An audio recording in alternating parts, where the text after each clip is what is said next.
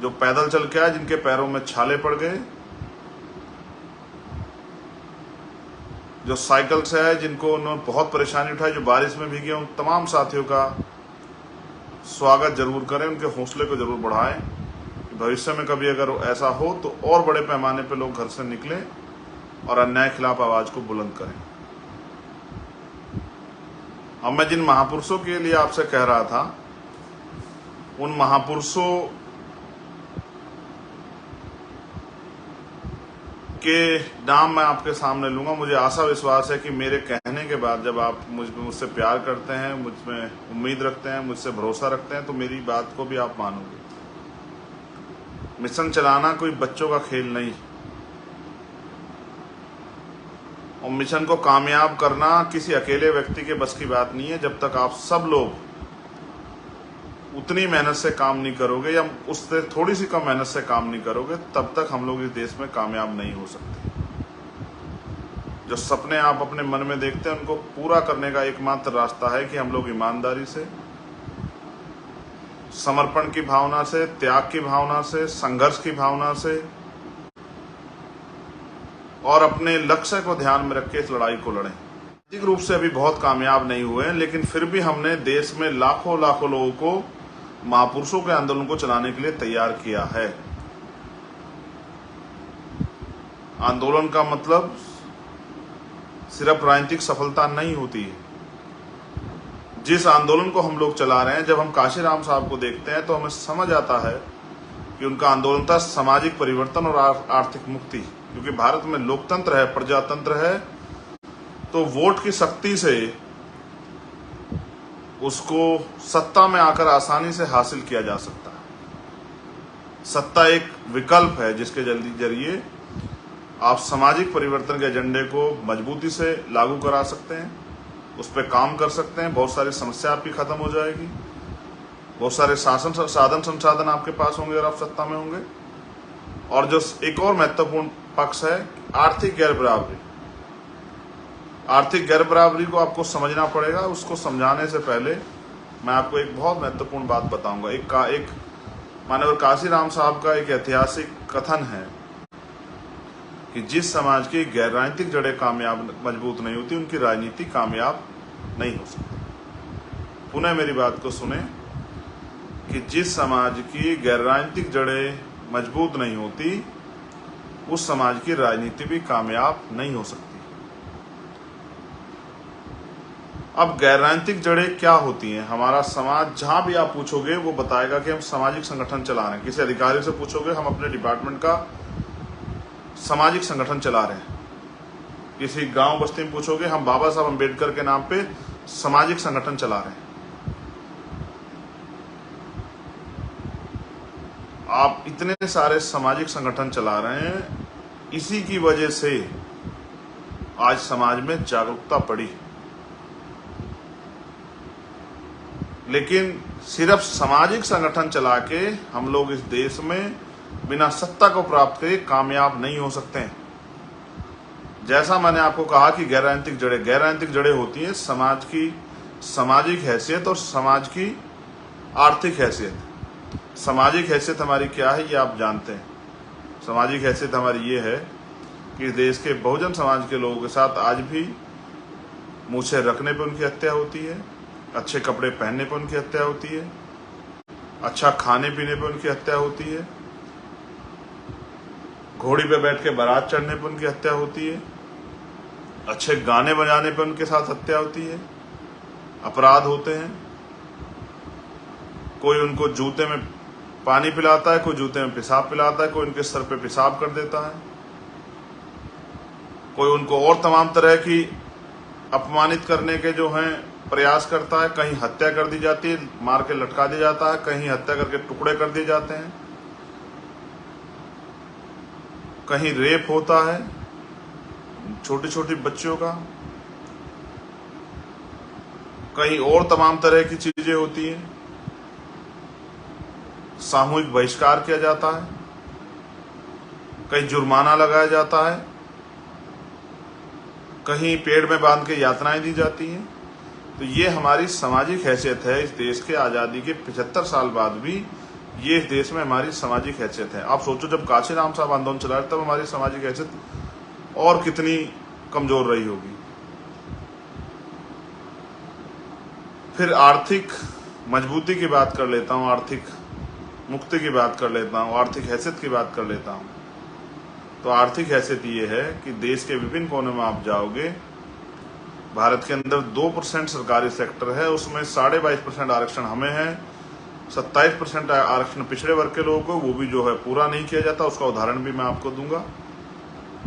ये हमारी आर्थिक हैसियत है कि इन 2% हमारे समाज को, हमारा 1% समाज भी कामयाब नहीं हुआ। उस 1% समाज जो सरकारी नौकरी में गया, उस 1% समाज ने अपने बच्चों को अच्छा पढ़ाया लिखाया, किसी को बिजनेस करने के लिए, किसी को आर्टिस्ट बनाने के लिए, किसी को पत्रकार बनाने के लिए, किसी को हिस्टोरिकल बनाने के लिए उसने अच्छी पढ़ाई करवाई। तो हमारा 7, 8, 9, 10% समाज तैयार हुआ है। बाकी 90% दलित समाज की स्थिति चूंकि तू है, और ऐसी स्थिति 80% पिछड़े वर्ग के लोगों की है। आप अपने गांव बस्ती में जाकर देखना, पाल समाज के लोगों को, प्रजापति समाज के लोगों को, सैन समाज के लोगों को, कश्यप समाज के लोगों को, निषाद समाज के लोगों को, और जो अन्य पिछड़ी जातियां हैं, उनके घर परिवार, उनके कामधाम, उनके रोजगार देखना। वो बहुत सक्षम इस देश में नहीं। आप 80%, 85% चमार समाज के लोगों को, पासी समाज के लोगों को, धोबी समाज के लोगों को, कोरी समाज के लोगों को, खटीक समाज के लोगों को कभी उनके गांव में, उनकी बस्तियों में मुसार समाज के लोगों को जाकर, अलग अलग जातियों से हम लोग हैं, जातियों से हम लोगों को पहचान मिलती है। कहीं हमको डूम कहा जाता है, कहीं हमको डूमडे कहा जाता है, कहीं हमको मुसार कहा जाता है, कहीं हमको मांझी कहा जाता है। इतने सरनेमों में हम लोग बटे हुए हैं। लेकिन हमारी आर्थिक स्थिति यह है कि एक सरकारी आंकड़ा कहता है कि 54% दलितों पे 1 गज जमीन नहीं, और जिन पे 1 गज जमीन नहीं, उनकी आर्थिक स्थिति क्या होगी आप जान। जिस समाज का 80% हिस्सा सुबह मेहनत मजदूरी पे जाता है और कुछ कमा के लाता है, तब उनके घर में चूल्हा जलता है, उनकी आर्थिक स्थिति क्या होगी ये आपको समझना चाहिए। इसलिए साहब ने कहा कि भाई इनकी राजनीति कैसे कामयाब होगी, इसलिए उन्होंने, इनके पास तो सामाजिक और आर्थिक जड़ें ही नहीं है, तो इनकी राजनीति तो कामयाब नहीं हो सकती। इसलिए उन्होंने समाज के पढ़े लिखे और सक्षम जो अधिकारी कर्मचारी थे उनको तैयार किया कि भाई आप लोग हौसला जुटाओ, आप अपनी जिम्मेदारी को समझो, सामाजिक जिम्मेदारी को समझो। आपको जो नौकरी मिली है, रोजगार मिला, इसके लिए बाबा साहब ने जो आरक्षण का प्रावधान किया है संविधान में, उसकी वजह से मिला। इस वजह से आप अपनी जिम्मेदारी को समझो, अपने जो हाशिए पे समाज है उसको उठाने का काम करो, उसके भी हाथ खींचो, उसको ऊपर लाओ, अपनी जिम्मेदारी को अदा करो। साहब काशीराम इस बात को समझाने में कामयाब हो पाए, और तब जाके अधिकारी कर्मचारियों ने संघर्ष किया, वामसेब नाम का संगठन बना, उसके जरिए हमारी पुरानी मूवमेंट खड़ी हुई और हम लोगों को इस देश में अपने पैरों पे खड़े होने का मौका मिला।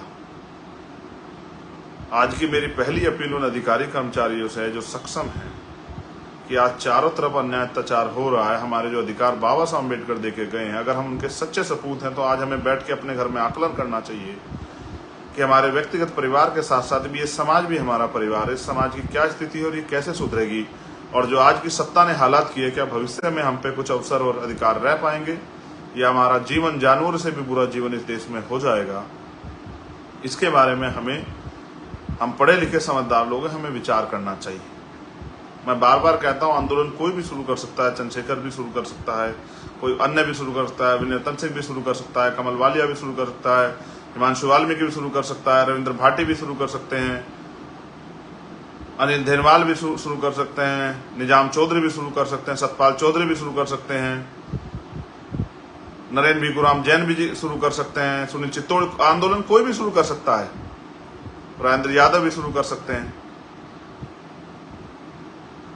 लेकिन आंदोलन कामयाब तभी होगा जब उसका नेतृत्व पढ़ा लिखा समाज करेगा, क्योंकि जिस समाज का 80% बहुजन समाज क्योंकि हमारा है, उसका 80% समाज रोटी रोजी के लिए मोहताज हो, जिनको बेटी की शादी करनी पड़े तो कुछ उधार पैसे लेने पड़ते हों, बेटे को पढ़ाना पड़े तो जमीन गिरवी रखनी पड़ती है, बेचनी पड़ती हो, जिनको मकान बनाना पड़ता है उनको साहूकार से या कहीं से लोन बैंक से उठाना पड़ता हो, जो सुबह उठ के मेहनत मजदूरी पे जाते हैं वो कैसे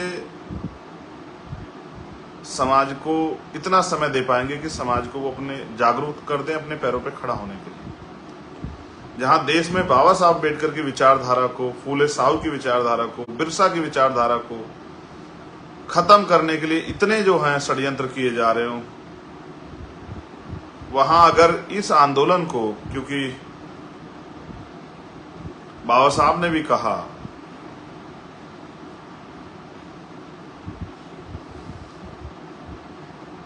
कि जिस विचारधारा का प्रचार प्रसार नहीं होता, जिस व्यक्ति का प्रचार प्रसार नहीं होता, वो व्यक्ति भी मर जाता, विचारधारा भी खत्म हो जाती। इसलिए मैं अपने पढ़े लिखे समाज से अपील करूंगा, स्पेशली नौजवान तबके से। मेरे एक साथी ने मुझको इसके लिए लिखा भी कि आपको नौजवान लोग बहुत मानते हैं, आप नौजवान भाइयों से अपील करो कि वो जहां भी नौकरी करते हैं अपने आसपास हमारी बस्तियों को खोज के, जो कि सरकार तो सारे सरकारी स्कूल बंद कर रही है, वो बच्चों को पढ़ाना शुरू करें। जो भीम आर्मी ने सबसे पहले जिम्मेदारी उठाई थी पाठशाला खोलने की, वो पाठशाला खोलने काम करें। वो हफ्ते में अगर रोज नहीं जा सकते, हफ्ते में 2 दिन जाएं, अपने सामाजिक परिवार को का भी ख्याल रखें, ये मेरी उनसे अपील है। और वो आंदोलन के साथ भी जुड़ें। जिस तरह से जो लोग शासक वर्ग आज हैं, उनका एक एक व्यक्ति जो है मूवमेंट का, उनकी मूवमेंट का काम करता है, हमारे लोगों को भी हमारी मूवमेंट का काम करना चाहिए, अपने महापुरुषों के रास्ते पे चलना चाहिए। मैं ये नहीं कहता, कभी नहीं कहता सब मेरे पीछे आके खड़े हो जाओ, मैं बिल्कुल नहीं कहता। मैं तो आपके सामने बात रख रहा हूं कि जो बेहतर काम कर रहा हो उसके हाथों को आप मजबूत कर दो।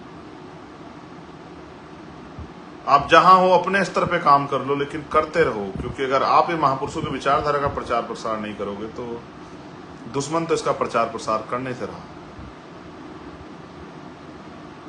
मैं उस एक एक कार्यकर्ता का जो वहां 40-42 डिग्री टेम्परेचर में बैठा हुआ था, मैं कितना ऋणी हूं। आपने मेरे अंदर दोबारा से मुझे जिंदा दिल बना दिया, क्योंकि जब ये घटना हुई, एक बार को तकलीफ हुई, मैं जब महसूस करता था तो मुझे याद आती थी। और मैं समझता था कि जब मैंने 2017 में भी मेरे साथ ये हुआ, तब आपने बड़ी संख्या में आकर मेरा हौसला बढ़ाया था। लेकिन कल मुझे भरोसा था, जिसने मुझसे पूछा मैंने उसे कहा था कि मेरा बहुजन समाज आएगा और वो दिल्ली को ये बताएगा कि चंद्रशेखर अकेला नहीं है, भीम आर्मी कमजोर नहीं है, आजाद समाज पार्टी कमजोर नहीं है। मैंने आपसे अपील भी की थी कि आप भूखे आना, प्यासे आना, कैसे भी करके आना, ट्रेन से आना, पैदल आना, साइकिल पे, लेकिन आना जरूर। आपने कल ऐतिहासिक आंदोलन किया। आपके आंदोलन के आगे बहुत सारे तमाम पार्टियों के दिग्गज नेता, वो भी बेचारे शामिल होने के लिए आए, उनका भी बहुत बहुत धन्यवाद। उन्होंने आपके आंदोलन को समर्थन दिया। कोई कमजोर को समर्थन नहीं देता, आप ताकतवर हैं इसलिए उन्होंने आपको समर्थन दिया, वरना इस देश में गोलियां तो रोज चलती हैं, लाशें तो रोज बिछती हैं, रेप हत्याएं तो रोज होती हैं। अगर आपके साथ जुल्म हुआ तो इस बात का, आपकी शक्ति का लोगों को एहसास है। आपको लोग गुमराह करने के लिए बहुत सब तमाम तरह की बातें बताएंगे, बहुत तमाम तरह की चीजें बताएंगे, तमाम तरह के झूठे वो करेंगे। जो कल तक हमें गालियां दे के नीचा दिखाते थे बेचारे, उनको भी, वो भी तमाम तरह का प्रयास करेंगे। लेकिन मैं जानता हूं आप इस बात को मानते, कभी भी भीम आर्मी के सैनिकों ने किसी भी चीज की परवाह नहीं की। हमेशा हमें नुकसान भी होता है। एक नुकसान की खबर भी, मेरी उनके परिवार से बात हुई, बहुत जल्द मैं उनके परिवार के बीच में पहुंचूंगा, भाई गोलू वाल्मीकि के परिवार से मिलने के लिए। मुझे तकलीफ होती है और मैं आपको बार बार कहता हूं कि मैंने आज भी अपने साथियों को ये बात कही अम्बेडकर भवन में कि आज जो अन्याय हो रहा है, कहीं ना कहीं उसकी जिम्मेदारी ये समाज है, हम सब लोग हैं। क्योंकि आज हमारे पास शक्ति है इस अन्याय को रोकने की, अपनी ताकत बनाने की, अपने पैरों पर खड़े होने की, और हम चुप हैं, इस काम को नहीं कर रहे हैं, लोगों को जागरूक नहीं बना रहे हैं। तो कहीं ना कहीं हम जिम्मेदार हैं। हमारे लोगों को, हमारी विचारधारा को खत्म करने वाले दल हमारे लोगों को अपनी पार्टियों में शामिल करके उनके वोट को खरीद के, उनके वोट को अपने पाले में करके राज कर रहे हैं। मैं उनको भी संदेश के तौर पे कहना चाहता हूं, जो लोग राजनीतिक कारणों से मेरा विरोध कर रहे हैं, आपको अगर कुछ करना भी है, हम तो बाबा साहब अम्बेडकर, फूले साहू, काशीराम जी का आंदोलन चला रहे हैं। आप जो बीजेपी और दूसरे दलों में, कांग्रेस में और अन्य दलों में जो लोग हैं, उनको वहां से निकालने का प्रयास करो, तब तो समझ आए बात। आप हमारा इस वजह से विरोध करते हो क्योंकि गरीब के बच्चे खड़े हो रहे हैं। आपको इस बात से तकलीफ होनी नहीं चाहिए थी। आपको इस बात से तकलीफ क्यों है? आप भी इन्हीं संघर्षों से उठ के आए हो। मैं आपके सामने ज्ञापन डिस्कस करना चाहता था क्योंकि जो लोग सोशल मीडिया ज्यादा वो लोग देखते हैं, और बाद में हमारे बहुजन यूट्यूबर भाई जो हैं वो अपने यूट्यूब चैनल के जरिए वो इस बात को अपने यहाँ डालेंगे, और जो जो बहुजन समाज का बुद्धिजीवी वर्ग वहां आएगा, उसको पढ़ेगा, सुनेगा, तो शायद वो समझ पाएगा कि कल का आंदोलन चंद्रशेखर आजाद के लिए नहीं था, उसकी सुरक्षा के लिए नहीं था, सीबीआई जांच के लिए तो था। सीबीआई जांच के लिए भी उन लोगों के मुंह पे तमाचा लगे जो लोग मजाक उड़ा रहे थे कि अपनी जो है सुरक्षा लेने के लिए अपने ऊपर हमला करा लिया। क्योंकि जिस दिन इस बात की सीबीआई जांच होगी, मैंने सरकार से भी कहा अगर आपके लोग इसमें शामिल नहीं तो सीबीआई जांच कराओ, जो पता लग जाए, दूध का दूध और पानी का पानी हो जाए कि इसके पीछे कितने बड़े बड़े लोग हैं जो चाहते थे कि चंद्रशेखर आजाद को खत्म कर दिया जाए। वो आपके चंद्रशेखर को खरीद नहीं पाए, रोक नहीं पाए, उसकी जबान पे ताला नहीं लगा पाए, वो डरा नहीं पाए, तो अंतिम जो विकल्प बचा था बौखलाहट में हत्या कराना, उसका भी प्रयास उन्होंने कर लिया। मैं चाहता हूं आज के मेरे लाइव को हमारा बुद्धिजीवी समाज, अधिकारी, कर्मचारी, सक्षम समाज भी सुने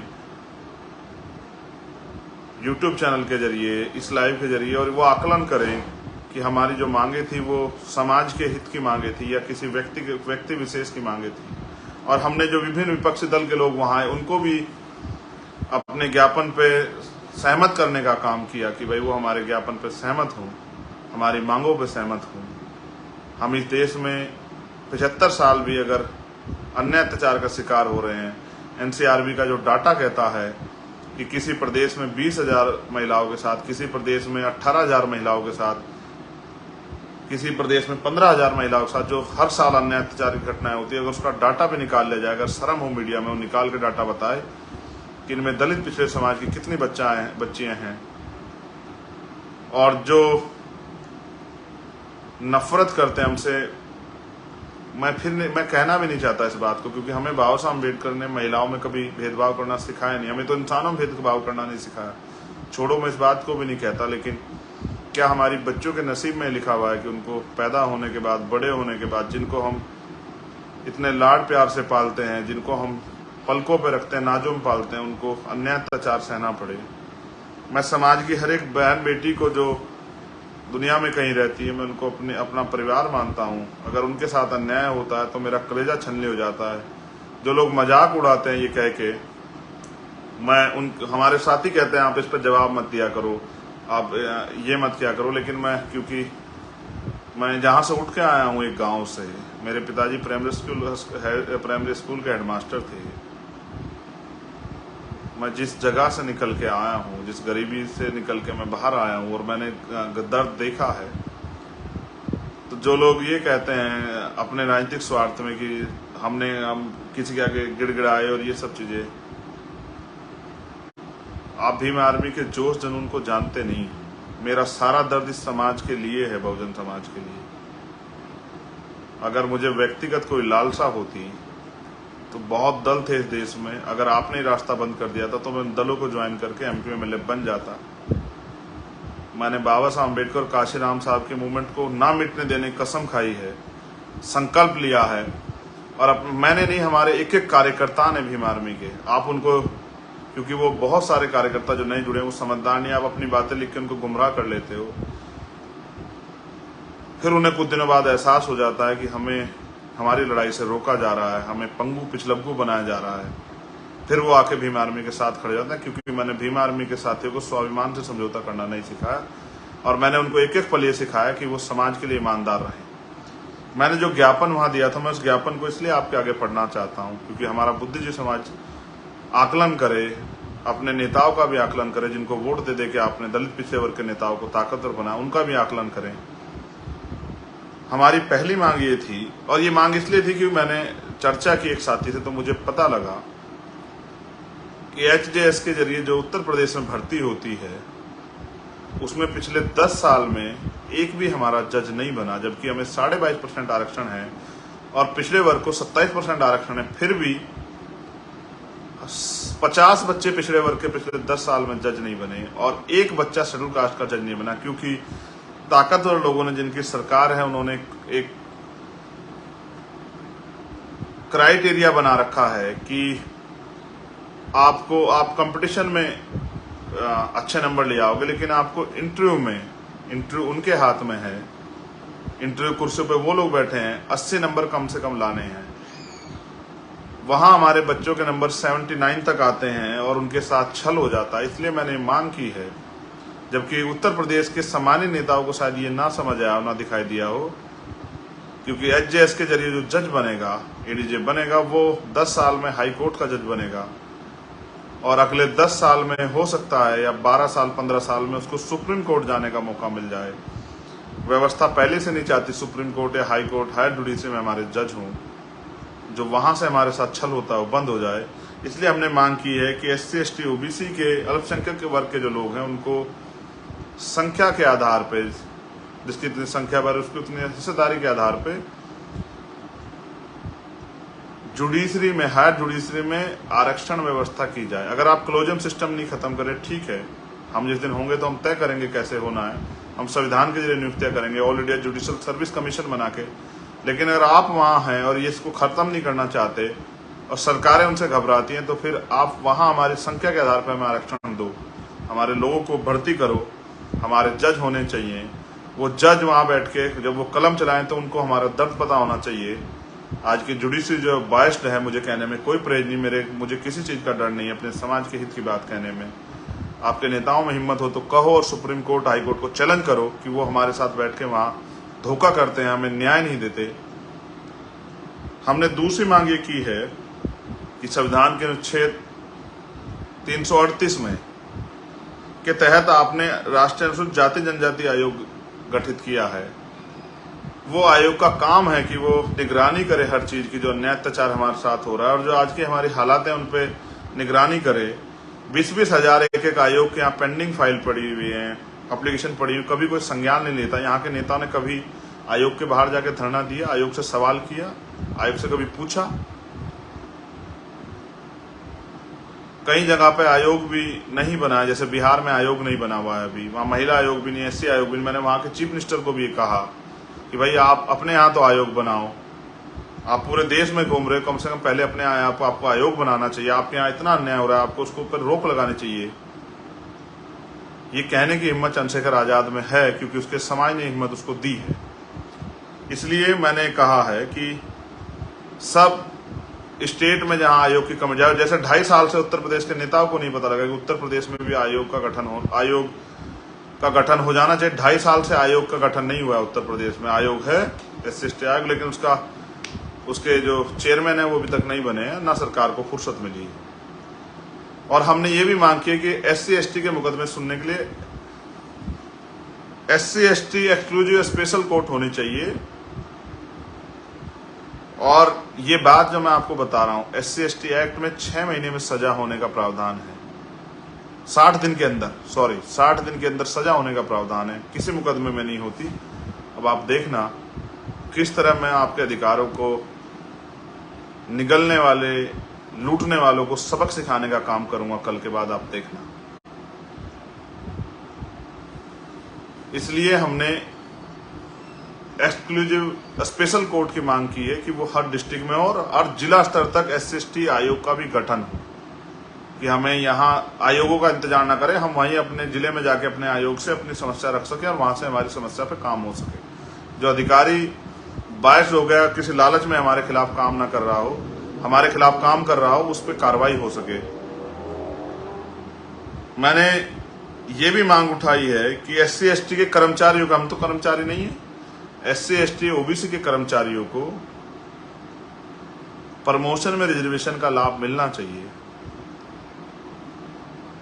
कर्मचारी क्या तो अपने आप आवाज उठाते, नेता तो नहीं उठाते। सुप्रीम कोर्ट ने कहा भी है उन्होंने, मगर एक ही बात लगा दी उसमें, नियम एक लाइन जोड़ दी कि सरकार चाहे दे सकती है, आपकी सरकारें नहीं है, बहुत जगह आपको नहीं मिल रहा है, ये आपका विषय है। लेकिन हम, जब आप हमें वोट देते हो, हमारे साथ खड़े होते हो,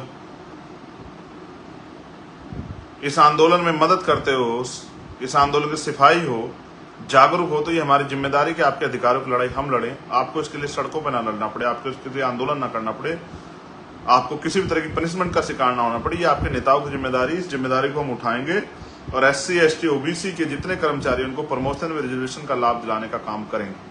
और फिर वहां से बैकलॉग पैदा होगा। हमने मांग की है, नेता एक दूसरे पे आरोप लगाते रहते कि देश में जितना भी बैकलॉग हो, सभी सरकारें उस बैकलॉग को पूरा करें, जिससे कि हमारे बच्चों को रोजगार मिले। कहीं किसी स्टेट में 4 लाख विभागों में 4 लाख का बैकलॉग है, कहीं 5 लाख का, कहीं 2 लाख, कहीं 1 लाख का है।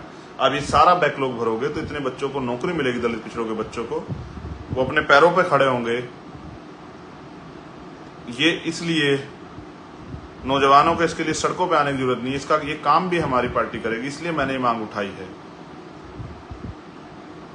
हमने मांग की है कि जातिगत जनगणना होनी चाहिए।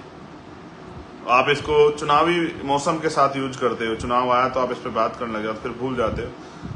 हम इसके लिए एक बड़ा जो है जन आंदोलन तैयार कर रहे हैं और हम मंडल बनाम कमंडल की यात्रा पूरे देश में करेंगे कि जिससे इस देश के पिछड़ों के, इस देश के अल्पसंख्यकों के, इस देश के दलितों की, इस देश के आदिवासियों की जनगणना हो। SC ST की तो होती थी, 21 में उन सरकार अभी बात नहीं करे, नेताओं ने कभी सवाल नहीं किया, कोई मोर्चा नहीं निकाला, कोई डिबेट नहीं की। इसलिए हमने मांग की है कि जातिगत जनगणना होनी चाहिए। एक हमारे साथी अनिरुद्ध छोटे भाई, वो बहुत मेहनत कर रहे हैं इस बात पे, हमारे लोगों को जगाने का काम कर रहे हैं, मैं उनको धन्यवाद देता हूं।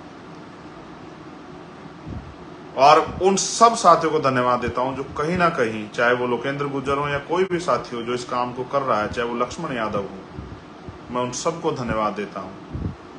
मैं नीरज पटेल जी को भी धन्यवाद देता हूं, मैं RS पटेल जी को भी धन्यवाद देता हूं, मैं प्रोफेसर रतनलाल जी को, दिलीप मंडल जी को भी धन्यवाद देता हूं, जो कहीं ना कहीं अपने भाषणों के जरिए, अपनी बातों के जरिए समाज को जागरूक करने का काम कर रहे हैं। एक हमारी बहन है दीदी निर्देश, में उनको भी धन्यवाद देता हूं। ऐसी तमाम बहनों को धन्यवाद देता हूं, भाइयों को धन्यवाद देता हूं, जिनके नाम भी नहीं ले पा रहा हूं, जो पूरे देश में कहीं ना कहीं इस काम को आगे बढ़ा रहे हैं। हमारे भाई हैं संदीप बौद्ध, वो भी इस काम को कर रहे हैं, समाज को जगाने का काम। मैं उन सब का धन्यवाद देता हूं कि वो बहुत महत्वपूर्ण काम कर रहे हैं। महापुरुषों की कृपा उन पे बनी रहे, वो इस काम को और तेजी से आगे बढ़ाते रहे। हमारी मांग है कि जितनी संख्या बढ़े उसकी उतनी हिस्सेदारी, इस पैमाने के साथ, इस अनुपात में संख्या के आधार पर आरक्षण का फॉर्मूला देश में लागू।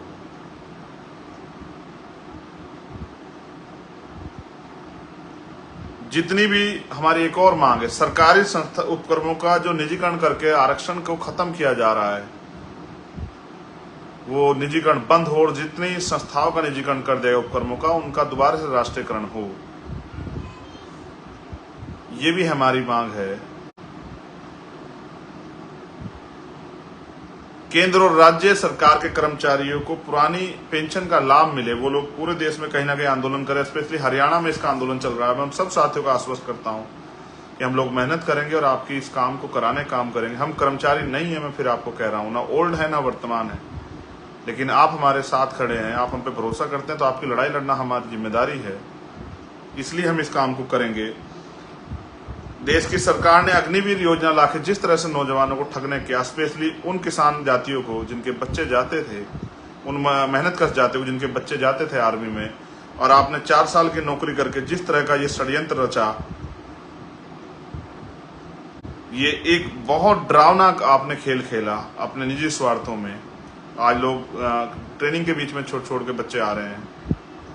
इसलिए अग्निवीर को खत्म करना चाहिए और पुरानी भर्ती जो है आपको लागू करनी चाहिए। मैंने तो कल ये भी मांग उठाई थी कि आप हमारी चमार रेजिमेंट में बहाल कर दो। आप अगर आपको जाति के आधार पर रेजिमेंट बना के रखनी है, बहुत अच्छी बात है, आप बनाइए, लेकिन हमारे लोग इतने ईमानदार हैं, देशभक्त हैं, इतिहास इस बात का गवाह है। तो जो देशभक्त जातियां हैं उनको भी आप मौका दो। आप पाल समाज की रेजिमेंट बनाओ, आप गुर्जर समाज की रेजिमेंट बनाओ, आप सैनी समाज की रेजिमेंट बनाओ, आप यादव समाज की रेजिमेंट बनाओ। आप हम लोगों को भी देश सेवा का मौका दो और आप देखो किस तरह हमारे नौजवान देश की रक्षा करते हैं, उनको बहादुरी से काम करते हैं देश के लिए। एक हमने मांग उठाई, मैं खेती किसानी अब नहीं कर रहा हूं, मेरे फादर करते थे, लेकिन मैं देश के किसानों की पीड़ा समझता हूं, इसलिए हमने मांग उठाई है कि किसानों को एमएसपी की लीगल गारंटी मिले। एक हमारे साथी गुरनाम सिंह चौधरी जी आए थे, चौधरी पुष्पेंद्र जी हमारे किसान नेता, राज्यपाल जी आए थे, एक तेजवेंद्र सिंह विरक जी हैं, वो तमाम नेता आए थे। वो लोग लगातार मेरे साथ चर्चा में रहते हैं। मैं समझता हूँ सुमन हुड्डा हमारी बहन, वो लोग लगातार चर्चा में रहते हैं, इसलिए मैं उनके संघर्ष को समझता हूँ। उनको जेल भेजा जाता है, उनको लाठियां खानी पड़ती है, किसान सड़कों पर रहता है। मैं किसानों का दर्द समझता हूँ, किसान परिवार से आता हूँ, इसलिए हमने मांग की है कि किसान की हर फसल की जो है एमएसपी की गारंटी जो है, और वो भी समय के अनुसार समयबद्ध कानूनी गारंटी जो है सरकार को देनी चाहिए। प्लस जो पीएम किसान सम्मान निधि के तौर पे जो पैसे जो है सुविधाएं देते हैं, जो पीएम किसान परिवारों को जो पीएम किसान योजना का नाम लाभ मिलता है, जो आप 6,000 रुपए देते हैं, उसको 6,000 से बढ़ा के आपको 24,000 रुपए सालाना करना चाहिए। हमने ये भी मांग उठाई है। फिर हमने मांग उठाई है कि दिल्ली में जो आंदोलन हुआ था उसमें जितने भी किसानों पे मुकदमे आपने किए थे, क्योंकि 700 से ज्यादा किसानों की जान गई, वो मुकदमे आप वापस लें। ये भी मांग हमने उठाई, क्योंकि हम हमेशा किसानों के आंदोलन के साथ खड़े रहे। हमने ये भी मांग उठाई, हमारा एक बहुत बड़ा हमारे समाज का वर्ग जो सफाई कर्मचारी काम करता है, उनको स्पेशल टारगेट करके उसके साथ जितने भी कच्चे कर्मचारी हैं, जिस भी विभाग में काम करते हैं, उन कच्चे कर्मचारियों की समस्या को समझते हुए हमने ये मांग की है। पहली हमारी मांग है कि पहले तो कच्ची नौकरी होनी नहीं चाहिए और संविदा की नौकरी, ठेकेदारी की नौकरी होनी नहीं चाहिए। और जो लोग अभी इस पे कर रहे हैं उनको आप समान काम समान वेतन, जितना वेतन आप सरकारी कर्मचारी को देते हैं उतना ही वेतन उनको दें। दिल्ली में बहुत कच्चे कर्मचारी हैं, 30-30 साल से मेरी माएँ बहनें, मेरे चाचा ताऊ गटर में उतर के मैला अपने सर पे उठा के अपनी जिंदगी को जी रहे हैं। कभी किसी ने सुध नहीं ली, सरकार जब चाहे उनको निकाल देती है। 30-30 साल सेवा करने वालों को पक्के नहीं किया गया, वो मर जाते हैं सफाई करते करते। बहुत सारे रोडवेज में कच्चे कर्मचारी हैं, बिजली विभाग में कच्चे कर्मचारी हैं, हेल्थ डिपार्टमेंट में बहुत सारे कच्चे कर्मचारी हैं। वो भी इतना ही समय देते हैं, वो भी इतनी एनर्जी लगाते हैं, एक टांग पे खड़े रहते हैं, सेवा करते हैं, वो भी अपनी जान को जोखिम डालते हैं। उनकी कच्ची नौकरी को पक्का करना चाहिए। इसलिए हमने मांग की है कि जिन लोगों ने 5 वर्ष से ज्यादा ठेकेदारी पे या संविदा पे जैसे भी काम किया, उनकी कच्ची नौकरी को पक्की करो। आंगनबाड़ी, आशा कार्यकर्ता जो हैं, उन बहनों का भी वेतन बढ़ाओ, उनको भी उनके पैरों पर खड़े करो। ये मांग हमारी इसलिए क्योंकि मैं इस समाज से आता हूँ, मैं इस दर्द को जानता हूँ कि कितनी तकलीफें सहनी पड़ती हैं। 7-8-9 हज़ार की नौकरी में, कच्ची नौकरी में कुछ होता नहीं है। लोग खून के आंसू रोते, अपने जख्म को किसी को बता नहीं पाते, अपने बच्चों को अच्छी पढ़ाई नहीं दिला पाते, अच्छा खाना नहीं दिला पाते, क्योंकि सरकार ने बहुत कुछ आज़ादी के बाद कुछ दिया नहीं है। सरकारों ने सिर्फ वोट लिए है और मजाक उड़ाया हमारी गरीबी का, हमारी बेबसी का। हमारी सरकारों में बैठे ताकतवर लोग हमारी बहनों के फटे कपड़ों में झांकने में भरोसा रखते हैं। वो चाहते हैं उनके कपड़े फटे हुए रहें, जो वो आराम से झांक पाए हमारी बहनों के तनों को, हमारी माओं के तनों को।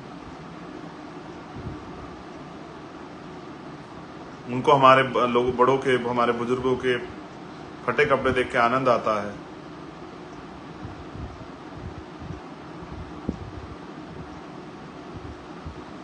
हमने मांग की है कि सरकार यूनिफॉर्म्स, पहले सीए लेके आई, सीएन फिर एनआरसी, हमने उसका भी जबरदस्त करके अपोज उसको किया। सरकार उसका षड्यंत्र बताया, सच बताया कि सरकार का उसके पीछे तर्क क्या था। सरकार ने बहुत झूठ बोले, लेकिन हमने संवैधानिक रूप से उनका तर्क दिया कि जो भारत में नागरिक है इस देश का, आप कानून के आधार पर किसी के साथ भेदभाव नहीं कर सकते हैं। जो आज़ादी के बाद और जिस दिन से देश आज़ाद हुआ तब से जो इस देश में है, उनके साथ किसी भी तरह का जाति के आधार पर, धर्म के आधार पर भेदभाव नहीं कर, लेकिन फिर भी हमें सहना पड़ता है। इसलिए हमने उस समय भी इसको अपोज किया।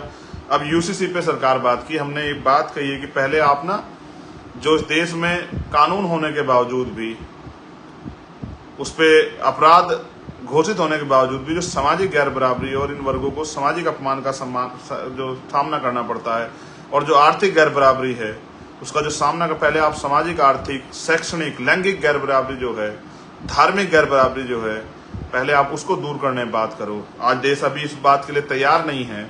और फिर कॉन्स्टिट्यूशन का आर्टिकल 44 का आप हवाला दे रहे हो, उसमें भी ये कहा गया कि आप थोप नहीं सकते हो किसी के ऊपर जबरन। और फिर भी हमने कहा कि अगर आप इसमें मुसलमान, जैन, सिख, बौद्ध, ईसाई, आदिवासियों के हितों के पे कुठाराघात करोगे, उन पे हमला करोगे, तो फिर हम इसको अपोज करेंगे, हर कीमत पे अपोज करेंगे। ये बात भी हमने सरकार को बताई है।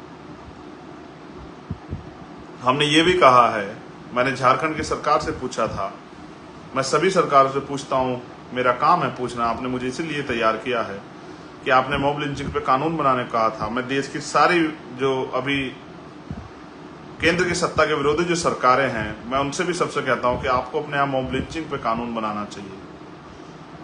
भीड़ को इजाजत नहीं मिलनी चाहिए। भीड़ की हिंसा का आपने उदाहरण मणिपुर में देखा। मणिपुर की ये एक घटना आपके सामने आई तो आप चीख पड़े। मणिपुर में जो घटना 2 महीने पुरानी, मणिपुर की बच्चों ने क्या क्या नहीं सहा, मणिपुर के लोगों ने क्या क्या नहीं सहा। वो राजनीतिक स्वार्थ के भेंट चढ़े इन सरकारों के। क्या इसका जवाब है सरकार के पास? दुखी हूं, क्रोधित हूं। आप प्रधानमंत्री हैं सर, आप दुखी क्यों हैं? आप क्रोधित क्यों? अपने क्रोध की ज्वाला से कलम चलाइए, मुख्यमंत्री को बर्खास्त कर दीजिए, पूरी सरकार को बर्खास्त कर दीजिए। आपको किसने रोका है सर? आप प्रधानमंत्री नहीं, मैं प्रधानमंत्री, आप प्रधानमंत्री, आप बेबस क्यों हो सत्ता के आगे?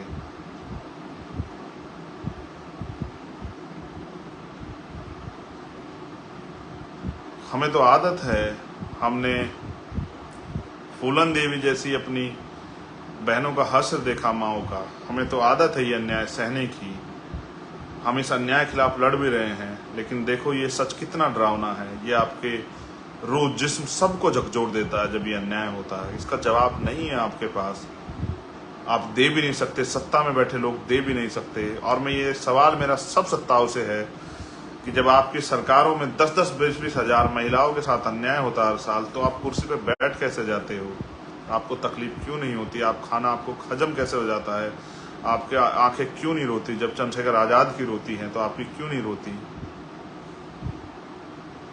आप जालिम को क्यों प्रोटेक्ट करते हो? आप अपराधी को क्यों प्रोटेक्ट करते हो? इसलिए प्रोटेक्ट करते हो कल किसी और बच्ची का चीरहरण करे, उसका रेप करे, उसकी हत्या करे, उसको जला दे। इसीलिए मैं उस दिन भावुक हुआ टीवी पे, जिसपे हमारे राजनीतिक विरोधी मजाक उड़ाते हैं, कि मुझे पता था अगर सरकार नहीं बदली जो 5 साल अन्याय होगा वो बड़े बड़े नेताओं को नहीं सहना पड़ेगा, मेरी बच्चों को, मेरी बहनों को, माओं को, बुजुर्गों को, मेरे भाइयों को सहना पड़ेगा। और हम सह रहे हैं। ये तो हम तक भी आग चली आई है कि हम पे भी गोलियों से जो है हमें भूनने की तैयारी की जा रही है। इसलिए मैं भावुक हुआ था मेरे प्यारे भाइयों। मेरी भावुकता व्यक्तिगत नहीं है, अपने निजी स्वार्थ के लिए नहीं है। और मेरे लोग इस बात को जानते हैं, और जो राजनीतिक कारण विरोधी हैं वो भी इस बात को जानते हैं। उनके साथ अन्याय होगा तो उनकी सबसे पहली अगर नज़र किसी पे जाएगी तो वो भीम आर्मी पे होगी, भीम आर्मी के कार्यकर्ता चंद्रशेखर आजाद पे होगी, भीम आर्मी के एक सिपाही पे होगी। और उसके बाद हमने 12वीं, आप जानते हैं जब आप किताब पढ़ते हैं उसका आखिरी पन्ना कितने दिनों बाद पढ़ते हैं, हमने आखिरी मांग उसमें रखी, क्योंकि आप बहुत सारे लोगों को लगता था कि ये मजाक है, व्यक्ति के जीवन की वैल्यू होती है। मेरे लोगों ने मुझे अपने खून से सींच के यहाँ तक लेके आए हैं, मुझे पहचान दी है, वो मेरी एक बात पे खड़े होते हैं। कल मैंने देखा कि किस तरह से वहाँ क्या हालात थे। मैं उनसे अपील कर रहा था बैठ जाओ, लेकिन मैं जानता था एक की जगह पे 10-10 लोग खड़े, वो कैसे बैठ जाते। वहाँ जो नेता स्टेज बैठे थे उनको चक्कर आ रहे थे, कोई उल्टी कर रहा था, कोई जूस पी रहा था, कोई ग्लूकोज पी रहा था, कोई इधर भाग रहा था, कोई उधर भाग रहा था, कोई सर पे कपड़ा रख रहा था। आप मुझे छाव देने की वो कर रहे हैं। मेरे ऊपर महापुरुषों की, संतों, गुरुओं की, माओ बहनों की, प्रकृति का बड़ा आशीर्वाद है। लेकिन जो मेरी बहनें, माएँ, मेरा खून जो है जो सामने था, जो मेरे लिए चल के आया था, भीम आर्मी के लिए चल के आया था, आज़ाद समाज पार्टी चल के आया था, उसके दिल से पूछो कि उसके ऊपर क्या बीती। वो मंच पे भी नहीं था, वो सामने था, लेकिन उनको चंद्रशेखर आज़ाद पे, भीम आर्मी पे, आज़ाद समाज पार्टी भरोसा है कि कल अगर ये ताकतवर होते हैं तो जो जुल्मों को, सितमों को हम सह रहे हैं लंबे समय से, वो खत्म हो जाएगा। और हमारी लड़ाई एक घटना की में न्याय की नहीं, हम इसको पूर्ण रूप से खत्म करना चाहते हैं। मैं उन जड़ों को काट देना चाहता हूं जहां से आपके खिलाफ अन्याय की सोच पैदा होती है। मेरी लड़ाई किसी जाति धर्म से नहीं है, मेरी लड़ाई उस सोच से है जो गैर बराबरी पे आधारित है, जो हिंसा पे आधारित है, जो इंसान को इंसान नहीं समझती, जिसको इंसान के कत्ल पे तकलीफ नहीं होती। और देश की ऐसी व्यवस्था है कि हमें जाति के नाम पे अपमानित किया जाता है, वहाँ जानवरों को बिस्तरे में लोग लिटा लेते हैं और अपनी चम्मच से खाना खिला देते हैं, फिर भी इंसान को इतने अपमान का सामना करना पड़ता है। ये भारत का इतिहास है साथियों, इसी व्यवस्था के खिलाफ लड़ाई है। तो हमारी आखिरी मांग थी कि इस घटना की सीबीआई जांच हो जाए, जिसमें बड़े बड़े लोग जिनको बचाने का प्रयास किया जा रहा है, जो मेरे खून से होली खेलना चाहते थे, जो आपकी उम्मीद से होली खेलना चाहते थे, जो आपके भाई को निपटा देना चाहते थे, उनके चेहरे बेनकाब हो जाएं। इसलिए मैंने अपील की कि सीबीआई जांच हो। और सुरक्षा की बात रही, सुरक्षा तो हमारे हर नेता को मिलनी चाहिए। बीजेपी के लोग जिनकी सरकार है या अन्य पार्टी के लोग जिनकी सरकार है, जब उनको सुरक्षा मिलती है तो हम भी तो इस देश में लोकतंत्र का हिस्सा, हम भी तो टैक्स देते हैं। ये टैक्स हम हमारे खून पसीने कमाई का, हमारे समाज की आबादी 85% है बहुजन समाज की, उनको क्यों नहीं जो है सुरक्षा मिलनी चाहिए। जब इस यहाँ राजनीतिक दलों के आखिरी विधायक और जिला अध्यक्ष तक को सुरक्षा मिली है, तो बहुजनों के नेता क्यों सुरक्षा मिलनी चाहिए? उनकी जान से खेलने की छूट क्यों मिलनी चाहिए मनुवादियों को? क्या उनका जीवन इतना आसान है कि जिस आदमी को उन्होंने इतनी मेहनत से तैयार किया, जिस चीज को उन्होंने इतनी मेहनत से बनाया, उसके जीवन को कोई 1 मिनट में समाप्त कर दे? क्या उनका जीवन इतना सामान्य हो जाना चाहिए देश में? इसलिए हमने सुरक्षा की मांग की, क्योंकि हम भी टैक्स देते हैं, प्राइम मिनिस्टर भी टैक्स देते हैं, प्राइम मिनिस्टर देते हो ना देते हो, गृह मंत्री देते हो ना देते हो, मुख्यमंत्री देते हो ना देते हो, हम देते हैं टैक्स हर एक चीज पे। हमारी कोई चीज सरकारी नहीं, हमारी कोई चीज फ्री नहीं, हम एक एक चीज पे टैक्स देते हैं। हमारे टैक्स के पैसे का लाभ हमें क्यों ना मिले? हम भी इस देश के निवासी हैं, हमारा भी अधिकार उतना बैठता है। पढ़े लिखे लोग अपने अधिकारों को जानते, क्यों ना हम मांग करें? इसलिए हमने मांग की। और क्योंकि मैं फिर कह रहा हूं, मेरी सुरक्षा हो जाएगी, आप लोग कर लोगे, मेरी गाड़ी बुलेट प्रूफ हो जाएगी, लेकिन हमारा जो आखिरी कार्यकर्ता जो गांव में लड़ रहा है, जिसपे झूठे मुकदमे हो रहे हैं, जिसके खिलाफ झूठी चार्जशीट बनाई जा रही है, जिसको मारा पीटा जा रहा है, जिसकी हत्या की जा रही है, उसकी सुरक्षा कैसे होगी? उसकी सुरक्षा का एकमात्र रास्ता ये है कि आपको ये सत्ता परिवर्तन करके राजनीतिक ताकत अपने हाथ में लेनी पड़ेगी। और मैं फिर कह रहा हूं, आरक्षण खत्म हो गया। जिस देश में सामाजिक गैर बराबरी है, आरक्षण खत्म हो गया, तो आप ये बात याद रखना कि ये जो हमारी दलित पिछड़े वर्ग की जो जातियाँ, आदिवासी, अल्पसंख्यक समाज के लोग, इनके बच्चों को घुसने नहीं देगा दफ्तरों में। अधिकारी कर्मचारी तो बनाना दूर की बात है, आपको 69 शिक्षक भर्ती याद होगी। ये हमको मास्टर ना बनाएं, ये हमारे 20,000 पद वहाँ खा जाएं। आपने देखा कि छत्तीसगढ़ में हमारे लोगों को नग्न प्रदर्शन करना पड़ा, क्योंकि हमारे SC ST का सर्टिफिकेट बना के इस देश की तथाकथित ऊंची जाति जो मेरिट की बात करती है, उनके कितने लोग जो है भर्ती हो गए। आपने देखा पंजाब में आंदोलन चल रहा है, लोग मुझे भी बुला रहे थे, मेरे एक साथी का मैसेज आया कि भाई आप वहाँ जाना। वहाँ कितने लोगों को जो है SC ST का झूठा सर्टिफिकेट बना के जो लोग नौकरी कर रहे हैं देश में। अगर आपको जाति का गर्व भी चाहिए, और आप जब SC ST OBC के सर्टिफिकेट बनाकर नौकरी करते हो, तो आपका जमीर तब क्यों नहीं आपको कहता? अगर आप चेक कराओगे देश में, तो आपको लाखों लोग ऐसे मिलेंगे जो SC ST OBC का सर्टिफिकेट बनाकर देश में नौकरी कर रहे हैं। ये लाइव मैंने इसलिए किया कि मेरी ताकत आप हो। मैं जब अपनी बहनों को देखता हूँ, कल एक बहन मुझे मिली थी अम्बेडकर नगर से, वो भावुक थी। जब मैं बहुत सारी माओं से मिला, वो भावुक थी। एक माँ ने मैंने फ़ोन पे जब उससे बात की, उसने कहा मैंने 3 दिन से खाना नहीं खाया। मेरे कंधों पर उन लाखों माओं की जिम्मेदारी है जिनके आंसू नहीं सूखे हैं, उन हजारों लाखों भाइयों, करोड़ों भाइयों की जिम्मेदारी है जो बेरोजगार इस देश में घूम रहे हैं, और मेरे कंधों पर उन किसानों की जिम्मेदारी है जो इस देश में पूरे देश का पेट भरते हैं, लेकिन वो अपने बच्चों का पेट नहीं भर पा रहे हैं। अब बारिश आई, बाढ़ आई, सारी फसल होगी और उनको अपना फसल का बीमा है और मुआवजे के नाम पे उनको 10-10 रुपए दिखाए जाएंगे। मेरे कंधों पे उनकी जिम्मेदारी है, मेरे कंधों पे उन दलित पिछड़े आदिवासियों की तमाम उनकी सुरक्षा संरक्षण की जिम्मेदारी, सशक्तिकरण की जिम्मेदारी है। इनके साथ जुम जाती हो रही है। मेरे कंधों पे मणिपुर की बहनों के भी सम्मान की, भाइयों के सम्मान की भी आवाज उठाने की जिम्मेदारी है। हर शोषित की आवाज उठाने की जिम्मेदारी मेरे कंधों पे है। मैंने इसलिए आंदोलन बुलाया था जंतर मंतर में। मैं इसको रामलीला मैदान में ही बुलाया था, मुझे पता था आप उसको भी भर दोगे, लेकिन मैंने इसलिए बुलाया क्योंकि 21 मई को भी आपने 2017 मुझे वहां की ताकत दी और फिर वहां एक घटना घटी जिसने मुझे झकझोर दिया। जब मैं 28 तारीख को चला गया झारखंड एक आंदोलन को लड़ने के लिए, एक रैली को करने के लिए, तो मेरी पहलवान बहनों के साथ जो अन्याय वहां हुआ, उनको घसीटा गया, उनके बदन को नोचा गया, उनको बेइज्जत किया गया, उनके बाल खींचे गए, मुझे बड़ी तकलीफ हुई। मैं उन सब का जवाब देने के लिए मैंने जंतर मंतर पे आपको बुलाया। मैंने आपको बुलाया, आपको बहुत कष्ट सहना पड़ा। मैं उसके लिए, जो कष्ट आपको सहना पड़ा उसके लिए मुझे खेद है, लेकिन मेरे पास तो आप ही हो जिनके लिए, जिनके इस ताकत से जो है मैं इस देश की सत्ता को जवाब दे सकता हूँ। आपने इतना प्यार दिया, इतना सहयोग किया, आगे भी आप अपनी ताकत को बनाइए, मजबूती से खड़े रहिए, अपनी पार्टी को, अपने संगठन को मजबूत कीजिए। जब आपकी पार्टी, आपका संगठन मजबूत होगा, हर कोई आपको इज्जत सम्मान देगा, हर कोई आपके साथ खड़ा होगा। मुझे आशा विश्वास है कि आप ये नहीं कहेंगे कि 10 साल और चंद्रशेखर आजाद रह जाते तो हम पता नहीं क्या कर देते। अब चंद्रशेखर आजाद आपके बीच में हैं, आज साथ दे के आप इस आंदोलन को आगे बढ़ाने में मदद कीजिए। ज़्यादा परीक्षाएं मत लीजिए, देश लूट रहा है। आपके बच्चों को कोई डॉक्टर इंजीनियर IAS IPS नहीं बनाएगा, चपरासी भी नहीं बनाएगा इस देश में, अगर इस देश में संविधान नहीं रहा। और आज जिस तरह संविधान को, एक एक संविधान के आर्टिकल को जिस तरह से बर्बाद करने का प्रयास किया जाए, नए कानून बना के, कुछ बचेगा नहीं इस देश में।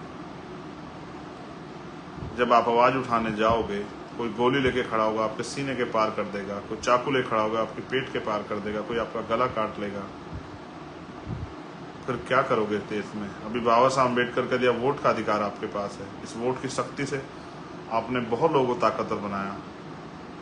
जब आपने सबको मौका दिया तो फिर भीम आर्मी आजाद समाज पार्टी को भी आपको मौका देना चाहिए, और इनको काम करके दिखाने के लिए आपको अवसर अगर आप देंगे तो फिर इनके दिल में जो काम करने की इच्छा है, हर सदी में कुछ ना कुछ नया हुआ। 100 साल पहले हमारे हालात ऐसे नहीं थे, 50 साल पहले हमारे हालात ऐसे, आज हमारे हालात बदले हैं। आज दिल्ली में भी हमारे लोग सक्षम हैं।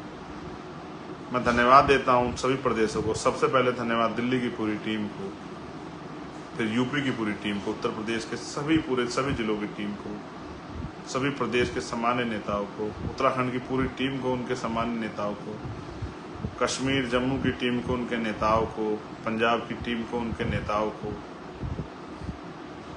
हरियाणा की टीम को, वहाँ के सभी सम्मानित नेताओं को, राजस्थान की टीम को, वहाँ के सभी सम्मानित नेताओं को। स्पेशल थैंक्स मध्य प्रदेश की पूरी टीम को, उनके सम्मानित नेताओं को। बहुत जल्दी आऊँगा गोलू भाई के परिवार से मिलने।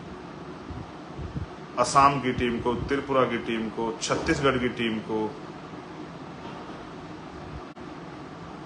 हमारे प्रदेश अध्यक्ष छत्तीसगढ़ के नहीं आ पाए, वो जेल में थे, राजकुमार जांगड़े जी, उनको भी धन्यवाद, मुझे सुन रहे होंगे। उड़ीसा की टीम को, महाराष्ट्र की टीम को बहुत बहुत धन्यवाद, तेलंगाना की टीम को बहुत बहुत धन्यवाद, बिहार की टीम को पुनः बहुत बहुत धन्यवाद, वहाँ के सभी सम्मानित नेताओं को। कोई स्टेट छूट गया हो, बंगाल की टीम को बहुत बहुत धन्यवाद। कोई छूट गया हो, हिमाचल की टीम को बहुत बहुत धन्यवाद। तो मुझे खेद हो सकता है, लेकिन मैं आपको, हर एक कार्यकर्ता को, और स्थापना दिवस की पुनः बधाई और धन्यवाद। अब मैं आपसे एक ये चाहूँगा कि जितने साथी मुझे देख रहे हैं वो एक बार जरूर बताएं, क्या इस लड़ाई में आप, मैं उनका कमेंट भी कोशिश करूंगा कि पढ़ने की कोशिश करूं, क्या इस लड़ाई में वो हमें ताकत देने के लिए तैयार हैं या नहीं। अगर आप अवसर देने के लिए तैयार हैं तो हम एक भीम आर्मी का एक एक सिपाही, अपने खून का एक एक कण जो है महापुरुषों का आंदोलन कामयाब करने के लिए, लगाने के लिए तैयार है। मैं आपका जरूर आपके कमेंट देखूंगा कि आप चाहते हैं कि देश में भीम आर्मी, आज़ाद समाज पार्टी आपके हितों की रक्षा के लिए मजबूत हो या ना हो। मैं आपका कमेंट जरूर जो है कोशिश करूँ।